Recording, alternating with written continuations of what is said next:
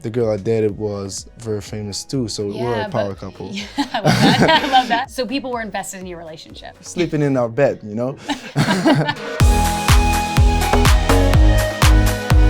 Hey friends, it's your girl Emily Curl. We're here at iHeartRadio hanging out with Mergui. Let's give it up.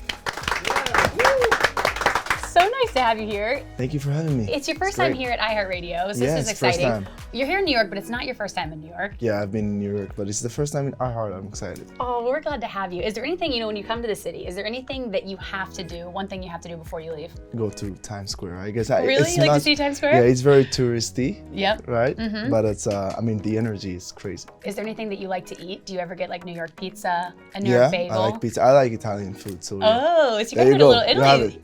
There we go. Now let's take it back a little bit. So you grew up in Israel. You're born and raised. Tell me a little bit about what that was like for you. Were you always involved in the arts? Was music always a big part of your life? Yeah, actually, yes. My mom's a singer, professional singer. Oh, wow. And my dad is like a branding expert, but he was doing music too. So music was always around. So it was a musical household? Yeah, it was a musical house for sure. And I was doing a lot of stuff. I was like a soccer player, and then I danced, ballet and all this kind of stuff. So you were trying it all? Yeah, I was trying it all, but music is just part of me. So I took it professionally at some point. Who was like the first artist that you just listened to on repeat? There was a lot, I remember myself, in front of the TV in the living room trying to imitate, Michael Jackson. Oh, you were doing the dances? Yeah, I was all about it. A little thriller action? Do you still have it down? Do you still know the dance? Yeah, I dance. And yeah, a lot of artists, I grew up in a lot of R&B and pop and hip hop, and I also get inspired from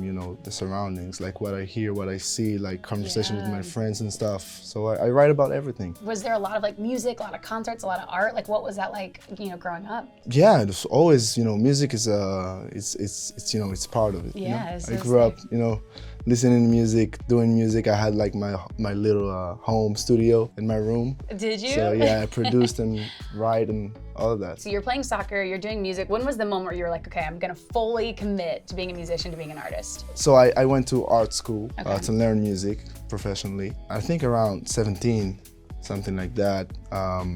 I went to that TV show called The Rising Star. Which is insane. A reality TV show, yeah, 17 years old. Oh, that experience, what was that like? It was truly a life-changing experience, I remember like one day after the first audition, it was crazy. I couldn't go, out. I couldn't walk in the street. People were like, taking pictures, and suddenly everybody knew me. So at first I was a little bit scared, because I didn't know what's going on. That's a big adjustment, yeah. But if there's one thing, it's 5 years now after the show, so I can definitely say that if there's one thing, is the fans that I'm feeling blessed about. And it's actually a great opportunity to say thank you to everybody, because it's just the love and support that I've been, getting from them is something that I'll never get used to. It's the reason I'm here, right? Right.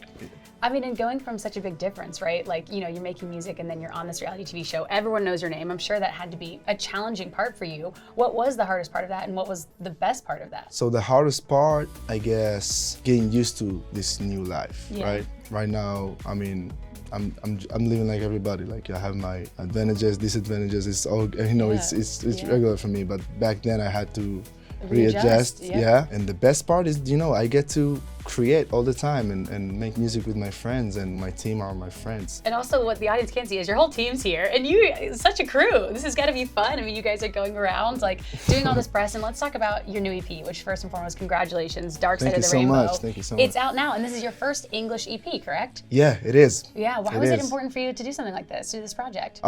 First of all, it was important for me to do like a project because, I had a story to tell. It was important for me to tell a story, so that's the perfect way to do it. I have 5 songs in this EP. It's a full story. It's a story about the last 3 years of my life. I'll say a breakup story, but it's more about me finding myself, Oh, interesting. So it's a personal experience, something that happened to you. Yeah, it was a complicated relationship with my ex. The girl I dated was very famous too, so we were almost like a power couple. Not almost, like we're a power couple. Yeah, I love that. I love that. In Israel, and so people were invested in your relationship. Sleeping in our bed,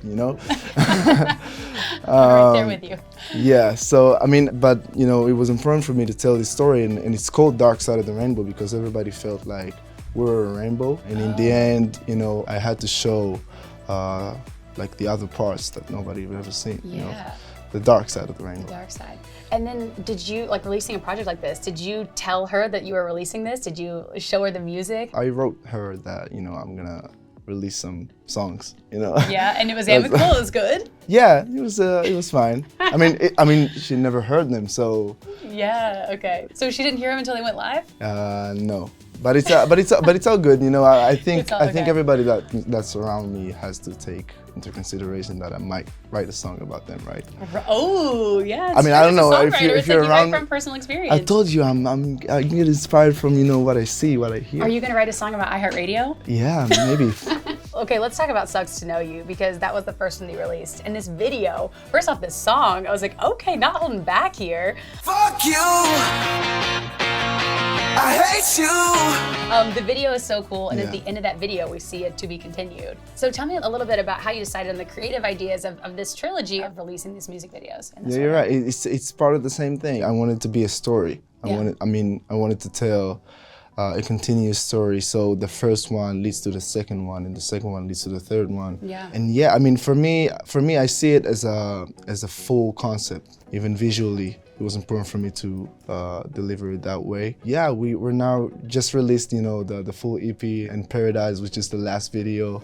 You see me running in the forest and, you know, getting to this magical door and finally entering to the new episode of my life. So here I am in the new episode. Yeah, right here. So does that mean you're working on new music? Like, can we expect a lot of new music? Oh, really? Yeah. Constantly? As an artist, are you always inspired? Are you always working on new things? Always.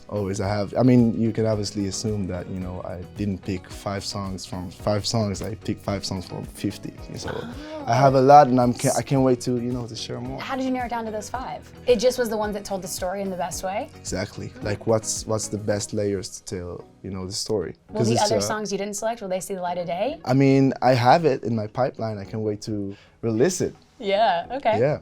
And now for those people that are just discovering your music, to our iHeart listeners out there, how would you describe your music to them? Wow, that's a good question. I guess, you know, I love to be very vulnerable with my music. It's very blunt, like Sucks to Know You. I'm saying it as it is, you know? Yeah. And I'm writing it from the bottom of my heart, so I hope everybody feels it. It's genuine, it's truthful, yeah. And of course at iHeart, we're always listening to music. We're finding new artists. Who are you listening to right now? Who's top of your list? Wow, I mean, new artists. I'm all about new artists. Yeah, anyone in particular you like? I love Gracie Abrams. Oh, yeah. Yeah, that's the first one that popped into my head. Yeah, well, also another amazing songwriter. Yeah. So I feel like very similar, like vulnerable vibes. Right? I mean, there you go. You have it. There you go. Mergui, we're so excited for you. Thank you so much for taking the time for being here. Thank you for having me. And congratulations. The Dark Side of the Rainbow, the EP, is out now. So make sure you all go stream it, follow you everywhere, go listen to that, go watch the music videos. Can we give it up one more time for Mergui in our iHeartRadio office? Hey guys, thanks so much for watching. Did you like that video? You can check out more over here. And don't forget to subscribe to iHeart right here.